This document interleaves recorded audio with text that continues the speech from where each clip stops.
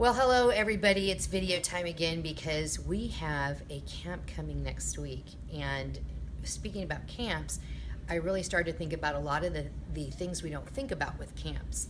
And there's several components to selecting a camp and to preparing for a camp. One thing I always ask my parents to do when they're selecting a camp is to think about their child's ability and what the camp is, and those have to match. Sometimes we see our child in a certain light, but they don't function as well with people they don't know, and so oftentimes their functional level is a little different than what we see at home.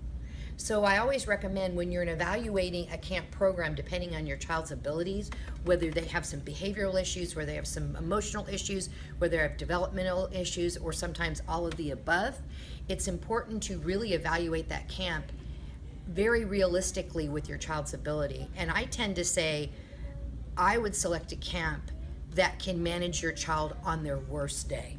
Okay? It's important to do that because what ends up happening if we don't do that is we make it a very unpleasant program or day for your child, but it also makes the camp staff reactionary rather than being proactive. So it's real important that you do that. So when I look at camps, I always say make sure it's the right fit. I know as a parent, because I raised two kids that had a lot of those issues, I know the feeling of I just need a break, and I get that. I so get that. And I don't want to fill out 500 forms. I so get that. But just like we prepare for school or we prepare for a trip, all these things we've talked about, remember our kids don't transition well. They struggle with new environments. So we want to make sure when we send them to that camp that the camp is prepared and the child's prepared. This is critical for their success and making it a therapeutic, fun process versus a disaster. Because none of us like to get the phone call I've gotten, well, your child's not doing well at camp today, can you come get them? None of us want to do that. I mean, the phone number flashes up and our hearts start pounding. What's happened?